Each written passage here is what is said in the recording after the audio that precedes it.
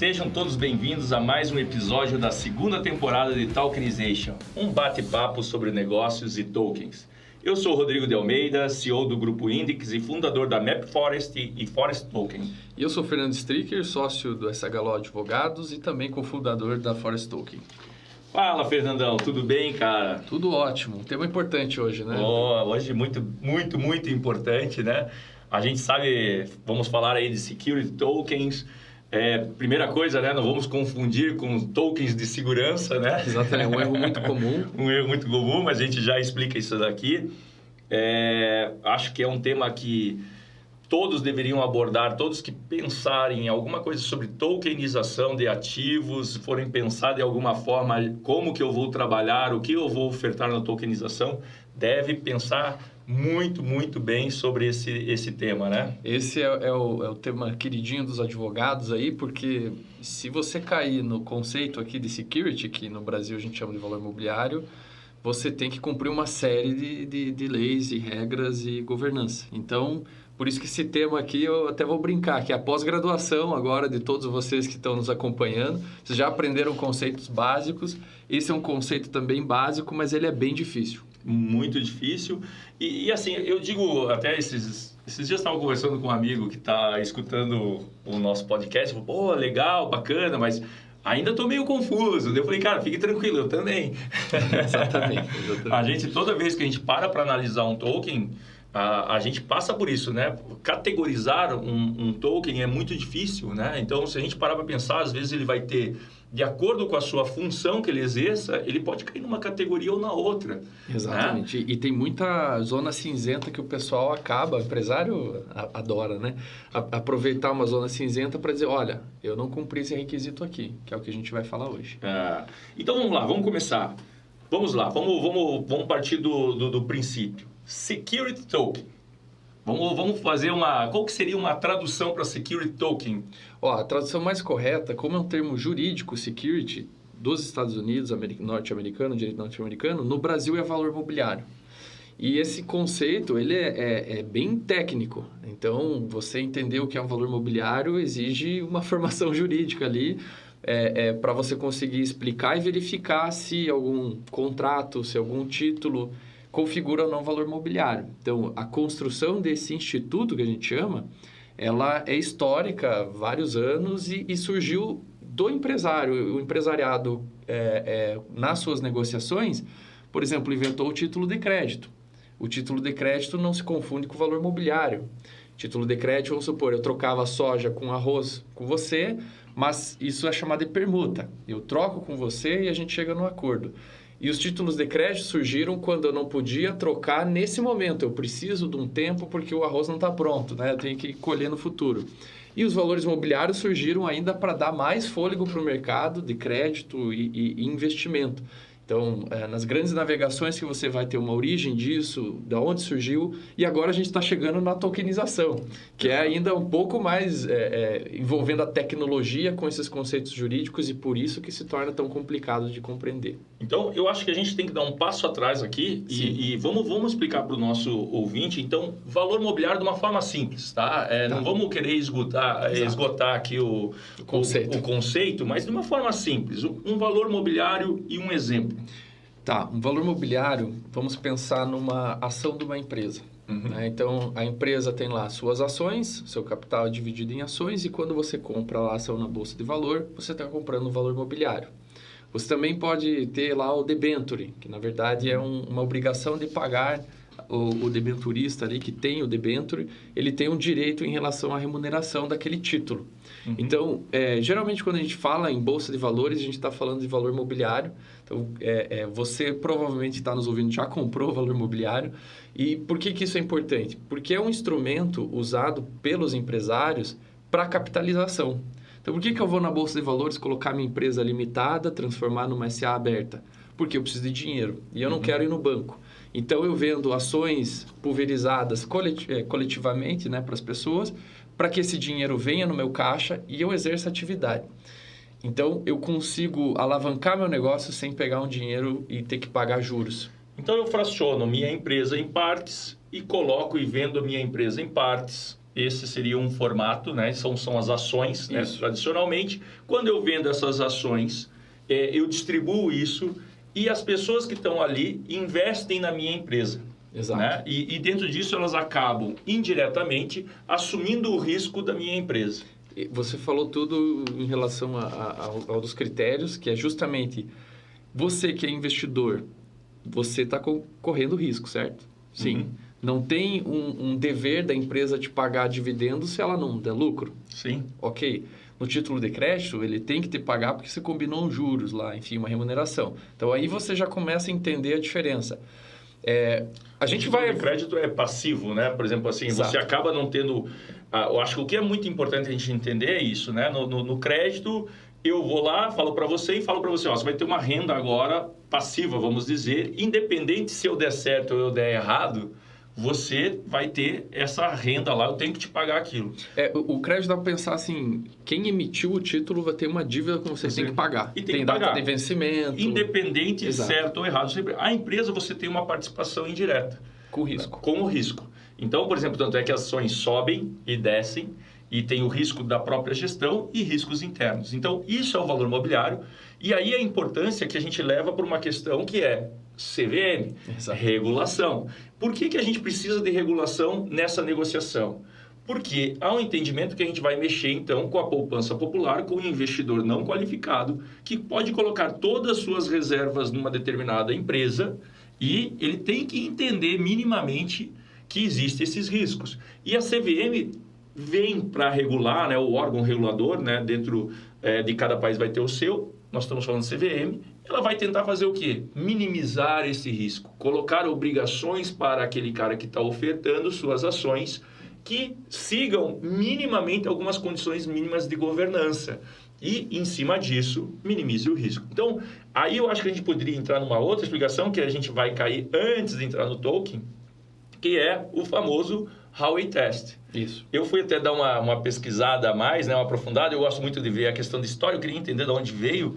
E é curioso, isso vem da década de 30 nos Estados Unidos, quando uma empresa vai fazer a negociação de cítricos na Flórida, se eu não me engano, e aí ela distribui participações dessa empresa, ela compra, ela arrecada um dinheiro de investidores. E, a partir desse dinheiro, ela compra as próprias áreas delas e começa a retribuir, vai fazer a gestão desses cítricos. E essa gestão desses cítricos, ela vai porcionar de acordo com os valores que foram pagos. E isso foi cair lá na Suprema Corte Americana, porque era ou não era valor mobiliário. E aí surge o Howey Test, que a gente traz para o Brasil, né? A gente acaba usando isso aqui no Brasil. Né? O Brasil, ele importou muito... E depois eu falo um pouco disso, da história aqui da CVM, da regulação do nosso mercado de capital. Ele importou muito o conceito de lá, inclusive essa metodologia do Howey Test, que Howey era o nome da empresa, essa que você comentou, e ele é utilizado como um passo a passo, é uma sequência de perguntas, e se todas forem respondidas como sim, você tem um valor mobiliário. Sim. Se você quiser entrar nesse tema, a gente entra agora. Eu acho que talvez eu acho que a gente poderia fazer uma abordagem, porque a gente tem que falar sobre o security token, né? Então a gente tem que entrar na tokenização. Mas eu acho que vale a pena a gente falar os principais passos ali que a gente existe, que é justamente o que vai dizer se o que você futuramente pensa em tokenizar, por mais que você esteja usando tecnologia, fazendo de uma forma diferente, vai ser caracterizado como valor mobiliário. Então, acho que vale a pena. Palhinha, então. Uma palhinha do então, as perguntas são as seguintes. Existe um investimento por alguém? Sim. 2, o investimento é formalizado por um título ou contrato? Se for um token, o que você considera? Pode ser considerado um contrato? Sim. 3, o investimento é coletivo? Você está ofertando isso e porcionando, como você falou, fazendo uma vaquinha para aquele empreendimento? Quebrando ele, né? Quebrando ele? Sim. Foi feita aos investidores alguma oferta de remuneração? Foi prometido alguma coisa, uma oportunidade de participação ou parceria? Algum benefício para ele? Tem os dividendos, por exemplo, né? Pagamento de dividendos ou... Participação no resultado, aqui até um pouco... alguns casos de token são difíceis porque O pessoal vem e fala, não, mas a retribuição é em Bitcoin, não é em dólar, não é em real. Então, eu estou dando outro criptoativo, não estou dando dinheiro. Então, essa pergunta 4 é não. Mas se entende que sim. Se você der algum tipo de benefício... Sem sombra de dúvida, né? A criptomoeda, né? Então, hoje já ficando mais claro até o conceito. A liquidez dela. A liquidez e tudo mais. Sim, a remuneração tem origem nos esforços de terceiros, que seria, no caso, a empresa que está captando. Né? O investidor ele não está fazendo nada, ele aportou e está aguardando. Isso é muito importante, né? A gente entender, eu estou ofertando um pedaço do meu negócio para você, mas quem vai trabalhar sou eu. Uhum. Então, você depende se eu trabalho ou não. E essa que é uma grande preocupação, né? Por exemplo, de uma regulação. Uhum. Eu lanço aqui um negócio, falo, beleza, só que eu não vou trabalhar também. E aí a empresa afunda, o negócio afunda e eu fiquei com o seu dinheiro. E aí a gente cai lá nas famosas pirâmides e tudo mais. E a última pergunta é, os contratos ou títulos, eles são ofertados publicamente? Você está fazendo uma divulgação pública? E aqui também é o conceito de público, por exemplo, estou ofertando no Facebook, no Instagram, meu site aberto, eu tenho uma plataforma, isso é considerado oferta pública. E isso que eu acho que é importante, a gente vai poder debater isso muito lá no nosso token, no Forest Token, a gente conversou muito sobre isso, né? Eu falei, brigou, né? Porque a gente discutiu muito mesmo. Uhum. E a gente, por exemplo, optou por uma plataforma fechada. E aí isso é um conceito importante que também tem que se trazer, né? Porque a oferta, desde que seja também dentro de uma plataforma fechada, você pode, então, cair aí numa exclusão disso, desde que existam investidores qualificados e isso você acabe levando para um balcão de negócio não organizado. Mas não vamos entrar muito aqui, porque senão a gente acaba confundindo. Bom, acabamos de explicar, então, o valor mobiliário, acabamos de explicar como é que a gente descobre o que é valor mobiliário, como a gente descobre se é. A importância desse conceito. A importância desse conceito. E agora, vamos cair, então, no Security Token. Posso até fazer uma conclusão de tudo isso, né? Eu sei que é muita palavra, muito palavrão, mas, assim, o valor mobiliário, vocês notaram que eu recebo o dinheiro e eu posso dar errado e eu não tenho que fazer mais nada. Sim. Então, é muito perigoso você dizer que tem um negócio, captar por valor mobiliário, não entrega nada e, na verdade, você sumiu com o dinheiro. Sim. Então, assim, é por isso que é bem regulado. E onde que isso tem a ver com os tokens? Muita gente fez token de valor mobiliário, ofertou, captou e não tinha projeto nenhum por trás. Eram os ICOs antigos que a gente vai falar agora. Os antigos ICOs. Vamos lá, vamos para o token, né? Então, vamos pensar aqui, então... Mas se a gente está entendendo que o token vai ser um valor mobiliário, que a gente vai acabar caindo nisso, na regulação, o que a gente pode tokenizar? Então, porque o princípio é que já existe lá uma forma de distribuir. Então, primeira pergunta, o que a gente vai tokenizar quando a gente imagina cai num security token? Tá? A gente tem, quando vai tokenizar, por exemplo, você tem que prever ali funções, direitos para o token holder, que é quem vai comprar esse token de você. Você pode tokenizar, e algumas pessoas fizeram isso, o pode entre aspas, tá? Não é permitido, mas você vai lá e tokeniza as ações da Tesla. Tinha gente fazendo isso, sem autorização deles, etc. E dizendo, olha, se a Tesla subir, o token vai subir. Então, muita gente estava surfando essas ondas, achando, não tem regulação, eu vou fazendo. Mas, na verdade, tem, né? No fim, você não tinha nenhum projeto por trás, você tinha uma mimificação, digamos, daquele mercado para especulação. Mas, quando eu vou tokenizar, em geral, você está tokenizando um contrato. Sim. Né? Você tem que ter alguma coisa no mundo tradicional, digamos assim, no mundo offline, que é um contrato ali com alguém. Depende muito do teu negócio. Eu posso também não ter nenhum papel, nada. Já vi vários projetos assim que não tem absolutamente nada, mas o token dá certos direitos. E isso por si só é suficiente, por exemplo, para a CVM vir e falar, olha, esse teu token está dando direito de remuneração aqui para os investidores.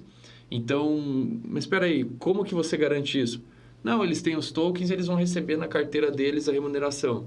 Tá, mas ele está vinculado às cotas da tua empresa? Não, as cotas aqui a gente não quer que eles entrem no capital social, porque senão eu tenho que dar direito a voto para eles. Tá, então praticamente ele é um sócio, mas ele não tem nenhum direito de voto. E aí no direito brasileiro, e assim como fora também, quando você vira sócio, você tem essa figura do sócio, ele tem vários direitos e também vários deveres. Sim. E o que o pessoal começou a explorar é essa criação de uma terceira figura que não existia, que era um token, dando certos direitos, mas sem obrigações e também sem essas contrapartidas da empresa com essa pessoa. Sim. No fim, estava tudo só no digital, sem um link no mundo real. Sim.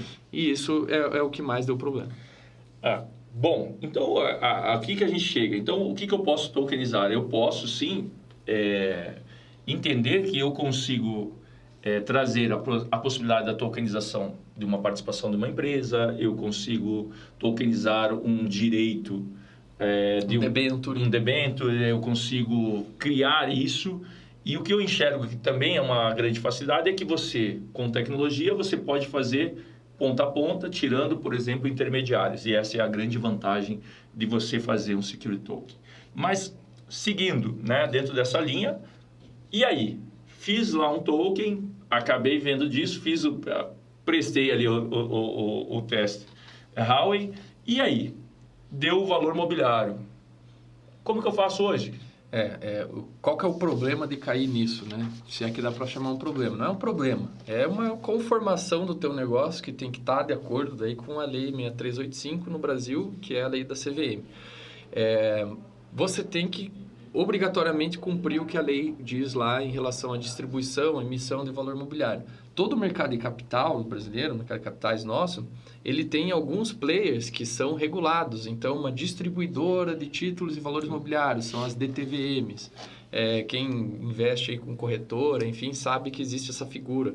E é difícil obter isso, não é qualquer um que obtém. Justamente porque as DTVMs são um intermediário que tem uma série de obrigações e responsabilidades legais. Se der um problema na distribuição, você tem lá um CPF, um CNPJ responsável por aquilo. Então, esse trabalho de verificar se é valor mobiliário ou não, ele significa depois uma série de custos de governança e de estrutura para você fazer no teu negócio. E esse acaba sendo um problema, por exemplo, para o negócio, porque você acaba levando a uma burocratização e os custos e tudo mais, e aí acabou. Mas o que está acontecendo, Fernando, hoje? Por exemplo, então, ok, tem valor mobiliário sendo tokenizado e negociado no Brasil hoje? A primeira pergunta. Tem sim, e até isso que eu ia falar. Apesar de tudo isso que a gente acabou de comentar, dos custos e tudo mais, a CVM lançou um sandbox, que é basicamente um edital em que as empresas de criptoativos e prestadores de serviços criptoativos podem se inscrever, são selecionadas para apresentar seu projeto sem se submeter diretamente ainda à lei. Tem lá algumas benesses que são dadas com condições. E algumas empresas, como a B4, que é até uma referência a B3, só que em inglês, BEE4, para quem quiser pesquisar, ela a ideia é fazer também uma bolsa de valores, assim, digamos... Um balcão organizado. Organizado. Então, justamente para você ter alguns projetos que consigam encaixar lá, startups e tudo mais. Isso tem sido uma nova aí, que é a Star, também um mini ICO que eles pretendem, mini IPO que eles pretendem fazer, que é uma oferta inicial, mas também tem uma série de requisitos, não é qualquer um que consegue entrar, tem que ter uma certa organização. Por isso que, como a gente sempre fala aqui, né, Rodrigo, a tendência é você ter que ter um projeto bem organizado, um projeto bem estruturado, para você conseguir aproveitar essas novas portas de acesso a um mercado de varejo, digamos assim, de investidor não qualificado. Maravilha. E isso que a gente tem que tomar bastante cuidado. Também houve lançamentos, né, no mercado de tokens que são, sim, valor mobiliário, mas eles não foram lançados no Brasil, né? Eles são lançados fora do Brasil, né? Dentro... Aí entra o advogado arquiteto, né? O cara olha, assim, países que dá para você ofertar, que é muito mais fácil você ofertar publicamente, e que a fiscalização ou ela é menor ou ela é mais reativa, é depois, se não der problema, enfim. E aí, basicamente, a empresa faz offshore, começa a operar lá fora e quem tokeniza é lá fora, não é no Brasil. E aí, investidor brasileiro não pode aportar, mas aí você pega ainda o mundo todo que conseguir, sem ter uma fiscalização das outras agências reguladoras, né? Você conseguir ter o teu negócio rodando fora. Então, hoje, o que você mais vê são projetos de tokenização fazendo essa arbitragem regulatória. Eles chamam de arbitragem regulatória, que é você ver onde está mais favorável e eu levo a minha empresa lá para conseguir estruturar o projeto com uma segurança, uma tranquilidade um pouco maior e ver se ele para em pé. Então, esses são as novas estratégias e as novas formas de criação de negócios que a tokenização também está estimulando. Maravilha. Nós precisamos ir, estamos chegando no nosso limite aqui, nós precisamos ir concentrando. Eu acho que a gente vai ter que fazer outro podcast para a gente conversar um pouco mais, né, aprofundar esses conceitos. Mas eu gostaria que a gente pensasse assim, a gente teve os ICOs, né? Isso. Que são os Initial Coin Offers. E agora a gente tem os STOs. Isso. E isso foi uma evolução, né? Quer falar um pouquinho sobre isso? Ou e depois a gente só dá uma pitada, para depois eu acho que isso, inclusive, pode ser um próprio, né? Um programa próprio. No mundo dos criptos tem muita brincadeira de nomenclatura. Basicamente, assim, os ICOs, a Initial Coin Offering, porque todo mundo, na época, estava discutindo se era permitido o Bitcoin concorrer com moeda de curso legal, né? Se era moeda, se não era moeda. Então, ficou essa ideia do coin. Depois o pessoal percebeu que é token, né? Token, criptoativo, não necessariamente estou falando de moeda. A gente falou no episódio anterior sobre isso.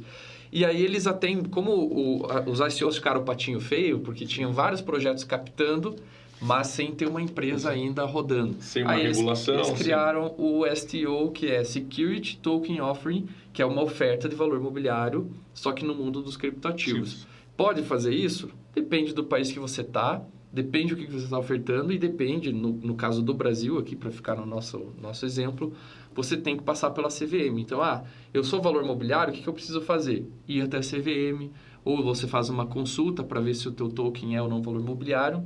E até eu trouxe um caso que a gente pode falar bem rapidinho sobre um que não reconheceu como sendo valor imobiliário. E é engraçado, porque você, se fizer o Howey Test, parece que vai dar. Que são os casos de Footycoins. O clube de regatas do Vasco da Gama tinha feito uma consulta em 2020 para a CVM, perguntando, olha, eu quero criar um token com base nos direitos que eu tenho com os jogadores. Eu vou ajudar esse jogador a crescer na carreira e quando eu fazer a venda dele, eu tenho direitos de crédito aqui pela participação na evolução dele. Então, é o que é chamado de mecanismo de solidariedade, né? Então, 5% desse crédito nosso eu quero dar para os token holders, porque daí eu antecipo uma renda, o clube acaba recebendo um valor, eu aplico no desenvolvimento de jogadores e depois eu distribuo caso esse jogador seja vendido. Basicamente, a CVM falou que não é valor imobiliário justamente porque é um ganho eventual. Né? Esse jogador pode ser vendido ou não. E o esforço ali também é muito do jogador. Né? Tem várias nuances que eu acho que merece um episódio só para a gente falar de case. Porque eu não consigo, de verdade, eu não consigo entender como isso não é valor imobiliário. Eles falaram o seguinte, nas palavras da CVM, a intenção de promover, né, concluiu que apesar de estarem presentes, a intenção de promover uma oferta pública, um investimento a ser realizado proveniente de um contrato e a expectativa do lucro, ainda assim as Footycoins não poderiam ser consideradas valor imobiliário, dado que não existiria um empreendimento comum. Eu discordo porque a minha visão é que no final ali justamente isso, quem está ofertando isso é o clube, isso é um ativo do clube e depende de como o clube vai promover, desenvolver esse ativo, que é o jogador. Então, por exemplo, se ele pegou um jogador de base, ele tem uma estrutura, ele tem um negócio, ele tem que promover, ele tem negociadores. Mas, de novo, eu acho que isso vale a pena a gente concentrar num estudo. Até porque aqui eles falam, o critério para tirar de valor imobiliário foi da inexistência do empreendimento comum. Então, a gente pode explorar esses conceitos, porque você vê que a gente vai entrando num juridiquês e a gente explora daí com calma, porque tem mais um caso que eu queria falar, que é o da Niobium, que foi reconhecido um dos primeiros como utility token. E, enfim, é da Bolsa Bovespa de São Paulo, então é bem legal a gente abordar o caso Niobium em conjunto com os demais. Com certeza. Bom, o que a gente está vendo? Então, a gente tem que fazer essa análise, eu acho que a ideia é mostrar, né? Então, a preocupação com o valor imobiliário. Se eu não me engano, no parecer da CVM, também lá ele deixa essa brecha, né? Ele fala assim, não, mas é que de repente um security token pode ou não pode ser valor imobiliário, né? Essa é uma das questões que, se eu não me engano, eu estava lá também, que é justamente a função que ele exerce. E eu acho que isso é muito importante. Por exemplo, isso foi uma discussão que a gente teve no nosso token, que foi justamente, né? Cara, tem uma promessa, tem um valor, o que isso enquadra, né? E a gente chega lá numa conclusão, não, isso é um ambiente fechado, é um ambiente regulado, onde as pessoas que as pessoas não, as PJs que entram lá, então são investidores qualificados. Então isso muda essas nuances, eu acho que vale a pena a gente abordar em cada local. O que eu queria falar para concluir aqui, que eu queria que a gente fizesse, Fernando, era, mas então é valor imobiliário, mas qual vai ser a grande vantagem, né? Antes de eu passar para você, o que eu entendo é que o Security Token vai trazer uma oportunidade de você poder fazer investimento em ativos, né, ou empresas, negócios, seja o que for dentro disso, participar, que não estão listados, que não estão numa grande bolsa, porque a gente sabe muito bem, por exemplo, uma empresa, né, por exemplo, para participar, um fundo imobiliário, para você ter essas quantias, precisam grandes escalas. E eu acho que justamente a tokenização, e é o grande objetivo dela, é você fracionar, dar mais liquidez e democratizar o acesso. Essa é a visão que eu tenho hoje, por exemplo, sobre a importância do Security Token. Eu concordo com você. Existe hoje uma dificuldade de acesso de projetos, em geral, que não conseguem entrar no mercado de capitais, né? Por N questões, mas uma delas, custo e burocracia. Então, assim, até...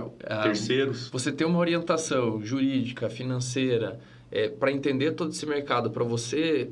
Pelo menos cogitar... Advogado, ele quiser. Cogitar que você vai conseguir entrar no mercado desse e melhorar o teu negócio, as pessoas não têm acesso, né? Não conhecem, não sabem, enfim, é complexo. Então, eu acho que o mundo da tokenização, ele veio também para fazer essa democratização. E a vantagem que você perguntou, né? Qual que é a vantagem, então, de ter um Security Token? A partir do momento que você tem um projeto sério, que você quer dar segurança para o teu investidor...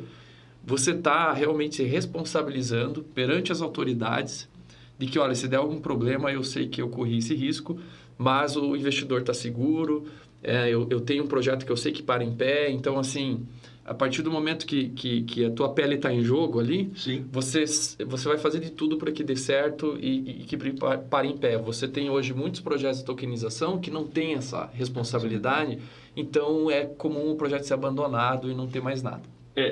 Isso é o grande ponto, né? Isso é aquilo que a gente sempre fala aqui, da necessidade de uma regulação, né? Da gente ter isso. É claro, não pode ser um extremo, tem que ser justamente a tokenização, a facilidade, a democratização, que eu entendo que é a democratização para o investidor e para o investido, né? Porque às vezes eu tenho um negócio, eu até tenho oportunidade de escalar, mas eu não tenho recurso, eu preciso de um terceiro para conseguir... aumentar o meu capital, e aí esse intermediário já começa a ficar caro, uma negociação. Então, a gente entende que o mundo, né, esse universo que a gente vai criando em volta das criptos, né, os criptoativos de forma geral, é isso que é a beleza do negócio. É você conseguir trazer mais recurso, permitindo que pessoas que têm menos para investir em negócios que elas não poderiam, e também aproximar esses empreendedores, né, que também gostariam de poder receber esses aportes e escalar seu negócio. Exatamente. Bom, pessoal, eu agradeço a todos vocês que estão nos ouvindo. Fernandão, acho que hoje foi bem legal, só que eu acho que é muito intenso e eu já vou te falar que a gente vai ter que fazer outro. Com certeza, parte 2. Parte 2, a gente vai ter que aprofundar alguns conceitos, várias ideias surgindo. Eu estou com algumas ideias também aí para a gente pensar. Outra coisa que eu estava pensando, um tema interessante, Fernandão, imposto de renda. Com certeza. Tá? Tributação. Estamos na época aí. Como é que funciona isso? Como é que eu vou declarar? Investi, comprei. Putz, tem vários amigos meus que não estão seguindo lá, se eu não me engano, a IN 1888, né? Uhum. Bom, várias coisas a gente tem. Eu estou ficando muito feliz. A gente está cada dia aumentando mais a audiência. Mas por hoje é só. Valeu, pessoal. Agradeço a todos vocês que estão nos ouvindo. E se gostou, compartilhe o Tokenization com um amigo. Siga a gente nas redes sociais, Fernandão, eu, nosso grupo, a Forest Token. E valeu, galera. Até mais. Um abraço, até a próxima.